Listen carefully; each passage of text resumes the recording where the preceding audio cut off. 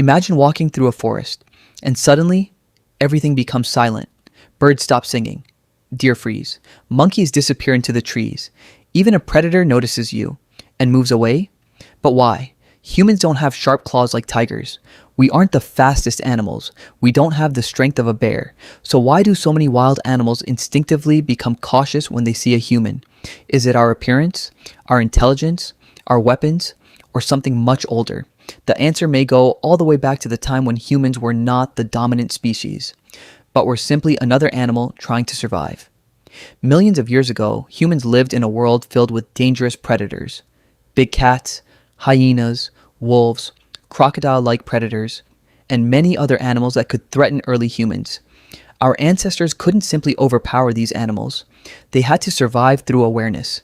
They learned to notice movement, listen for danger, recognize tracks, and understand the behavior of predators. But something changed over time. Humans became increasingly good at something unusual: remembering danger. A dangerous place could be remembered. A predator's behavior could be taught to others, and information could travel from one generation to the next.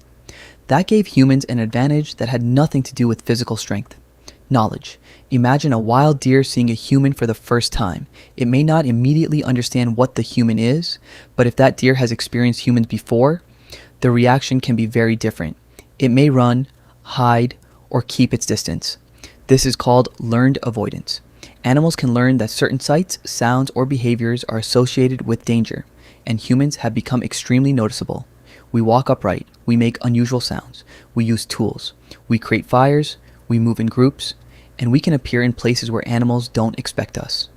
Over generations, animals living near humans may learn something very important. Humans are unpredictable, and unpredictability itself can be dangerous. But perhaps the biggest reason animals fear humans isn't our muscles. It's our ability to cooperate. One human might be vulnerable, but several humans working together are very different. Our ancestors could communicate, warn each other, plan, track animals, use tools, and coordinate their actions. This changed the balance between humans and other species. A predator might be stronger than one human, but humans didn't need to fight like predators. They could use strategy, they could remember, they could prepare, and they could cooperate. Over thousands of generations, animals that experienced humans as a serious threat had a reason to avoid them. And this may have contributed to something scientists sometimes call the landscape of fear. Animals don't simply live in a landscape, they also remember where danger exists. And here's something fascinating. Animals don't always need to see us to know we're nearby. Sometimes they hear us. Footsteps, voices, tools, vehicles, or even unfamiliar sounds coming from human settlements. For many wild animals, these sounds can signal danger, and this can create a strange effect. A forest may appear completely empty, but it might actually be full of animals hiding nearby. The moment they detect humans, they disappear. That's why some wildlife becomes more active at night. When human activity decreases, animals may feel safer moving around. In other words, humans don't just occupy ecosystems. Our presence can change how other animals use them. However, there's an important twist. Not every animal is naturally afraid of humans. Some species can become accustomed to us. Animals living around cities may learn that humans aren't always dangerous. Some may even approach people looking for food. This process is called habituation, but it can be risky because an animal that stops fearing humans may also lose its natural caution, and that can create conflicts. So the relationship between humans and animals isn't simply animals fear humans. It's much more complicated.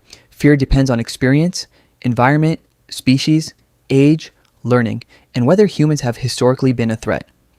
Which leads to the biggest question: why are humans so influential in the first place? The answer isn't that humans became the strongest animals. We didn't. We became something different.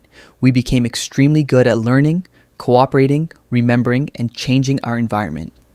A tiger has incredible physical power. A wolf has speed and teamwork. An eagle has extraordinary vision. But humans developed another kind of power: collective intelligence.